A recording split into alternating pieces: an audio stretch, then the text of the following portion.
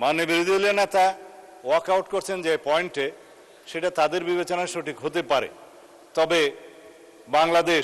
বাংলাদেশের মানুষ গণ অভ্যুত্থান পরবর্তীতে বাংলাদেশের মানুষের প্রত্যাশা, আমরা পঞ্চদশ সংশোধনী বাতিল করতে চাই। এবং পঞ্চদশ সংশোধনী বাতিল না হলে হাইকোর্ট সুপ্রিম কোর্ট যদি ভার্ডিক্ট দিয়েও থাকে, এই লেজিসলেচারে যদি আমরা পঞ্চদশ সংশোধনী বাতিল না করি, সেই সংশোধনের উপর ভিত্তি করে আমাদেরকে চলতে হবে। সুতরাং আমরা সংবিধান সংশোধনী কমিটি করা ছাড়া, এই সংবিধান সংশোধন করা ছাড়া এই জাতিকে আমরা নতুন প্রত্যাশা অনুযায়ী এগিয়ে নিতে পারবো না। তিনি বলেছেন তারা 2টা শপথ নিয়েছেন। মাননীয় স্পিকার, 2টা শপথ দিলে প্রথম শপথ তো অবৈধ হয়ে যায়।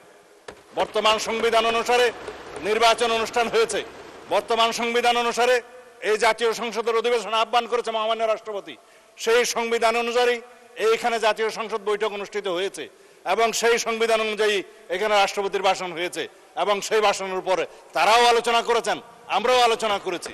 মাননীয় স্পিকার, এখনো পর্যন্ত সাংবিধানিক নিয়ম অনুসারে সেই ধারাবাহিকতায় এই জাতীয় সংসদের প্রত্যেকটা অধিবেশন, প্রত্যেকটা বৈঠক পরিচালিত হচ্ছে। সুতরাং তারা যদি বলে থাকে তারা 2টা শপথ নিয়েছে, আর একটা শপথ আমরা তো নেইনি মাননীয় স্পিকার, তারা শপথ নিয়েছে সংবিধান সংস্কার পরিষদের সদস্য হিসেবে। কোথায় আছে সংবিধান সংস্কার পরিষদের সদস্য হিসেবে শপথ নিতে পারবে? সেটা অসাংবিধানিক। যেটা উপদেষ্টা পরিষদে সিদ্ধান্ত হয়েছিল, আইন উপদেষ্টা নথিতে পাশ করেছে এবং সেই নোটিশটা নির্বাচন কমিশনে পাঠিয়েছে, সর্বৈব সেগুলো ভয়েড অ্যাব ইনিশিও প্রথম দিন থেকেই। এবং সেই আর্টিকেল 148 অনুসারে, তফসিল তৃতীয় অনুসারে সেখানে যে একটা ফর্ম ব্লু পেপারে ছাপিয়ে দেওয়া হলো যে সংসদ সদস্যগণ আবার আরেকটি শপথ নেবেন সংবিধান সংস্কার পরিষদের সদস্য হিসেবে, সেটা ফুল নাল এন্ড ভয়েড। এটা কোনো আনকনস্টিটিউশনাল, সে কোথাও নাই। এবং তার উপর ভিত্তি করে তিনি যে বক্তব্য দিলেন, গণভোটের গণরায় অনুসারে আমরা গণভোটকে সম্মান দিতে চাই। অবশ্যই গণভোটের গণরায়কে যদি সম্মান দিতে হয়, এই সংবিধানকে সংশোধন করতে হবে এবং তারপরে যদি সবাই মিলে রাজি হয় যে সংবিধান সংস্কার পরিষদ গঠন হবে, তখন যে সংবিধান সংস্কার পরিষদের সদস্য হিসেবে শপথ নিতে পারবে, তখন সেটা হবে। এখন তো সেটা হয়নি মাননীয় স্পিকার। আগে সংবিধান সংশোধন হতে হবে, সমঝোতার ভিত্তিতে সেই সংবিধানে যদি সংস্কার পরিষদের কোনো বিধান সংযুক্ত করতে হয়, সেই আলোচনাও তাদেরকে সেই সংবিধান সংশোধন কমিটিতে এসে করতে হবে। তারপরে আলাপ আলোচনার ভিত্তিতে আমরা যে সংশোধিত সংবিধান পাবো, সেই সংবিধান অনুসারে আমরা এগিয়ে যাব। এখন যদি কেউ বলে যে গণভোট হয়েছে, কিসের উপর হয়েছে মাননীয় স্পিকার? গণভোটের যে আদেশ, সেটাকে আমরা নাম দিয়েছি জুলাই আদেশ। যেই আদেশটা প্রথম দিন থেকে এখতিয়ার বহির্ভূত, এটা fraud on the constitution, colourable legislation. এই জুলাই জাতীয় সনদ বাস্তবায়ন সংস্কার আদেশ নামে যেটা করা হয়েছে, রাষ্ট্রপতি যেটা করতে পারেন না, সেটা তো কোনো রাজনৈতিক সমঝোতা ছিল না। জুলাই জাতীয় সনদের কোথাও সেটা সমঝোতা হয়নি। তারাও স্বাক্ষর করেছেন, সেখানে আমরাও স্বাক্ষর করেছি। তাহলে এই যে জাতীয় সনদ আদেশ যেটা করলো, সেই যে অর্ডারের উপরে গণভোট অনুষ্ঠিত হলো, তার উপর ভিত্তি করে তারা যে চলতে চাচ্ছে, তাহলে দেশে যে মানুষ আমাদের ম্যানিফেস্টোর উপরে, 31 দফার উপরে এবং নির্বাচন কমিশনের ডিক্লেয়ারকৃত নির্বাচনের উপরে আমাদেরকে যে জনগণ ভোট দিল, 51% ভোট দিয়ে এখানে সার্বভৌম পার্লামেন্টে আমাদেরকে পাঠিয়েছিল, সেই পার্লামেন্টের এখতিয়ার কি? এটা ইউনিটারি ইন্ডিপেন্ডেন্ট স্টেট হিসাবে, একটা ইন্ডিপেন্ডেন্ট স্টেট হিসাবে আমরা একটা ইউনিটারি কান্ট্রিতে আছি।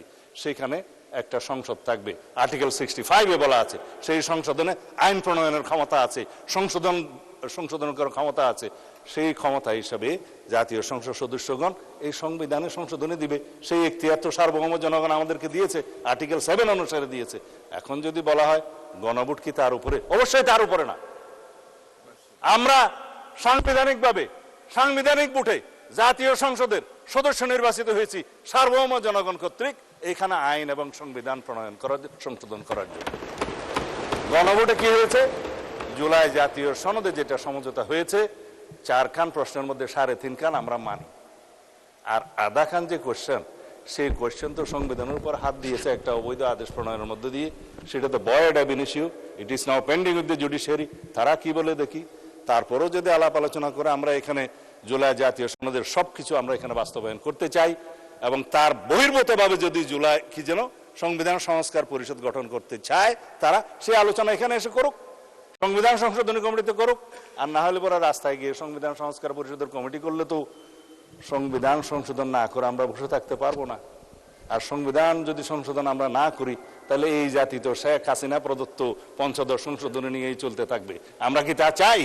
আমরা অবিলম্বে ইনশাআল্লাহ এই সংবিধান সংশোধনী কমিটি গঠন করা হয়েছে, আমরা বৈঠক করব এবং এই জাতির শ্রেষ্ঠ সন্তানদের সাথে আমরা আলোচনা করব, স্টেক হোল্ডারদের সাথে আলোচনা করব, জুডিশিয়ারির সাথে আলোচনা করব, আইনজীবীদের সাথে আলোচনা করব, সুপ্রিম কোর্ট বার অ্যাসোসিয়েশনের সাথে আলোচনা করব, আমাদের পত্রিকার সমস্ত সম্পাদক এবং ডিজিটাল আর প্রিন্ট মিডিয়ার সমস্ত সম্পাদকদের সাথে আমরা আলোচনা করব, অন্যান্য স্টেক হোল্ডার বুদ্ধিজীবীদের সাথে আলোচনা করব, সংবিধান সংসদ বিশেষজ্ঞদের সাথে আলোচনা করব, জুলাই জাতীয় সনদ প্রণীত হয়েছে যে সমস্ত রাজনৈতিক দল স্বাক্ষর করেছে তাদের সাথে বসে আলোচনা করব, সংসদে আলোচনা করব, বৈঠক করব, তারপর আমরা সুপারিশ প্রণয়ন করব, তারপরে এই মহান জাতীয় সংসদে সংবিধান সংশোধনী 14তম সংবিধান কি এটা 18তম হবে, 18তম সংবিধান সংশোধনী বিল ইনশাআল্লাহ এখানে উত্থাপিত হবে।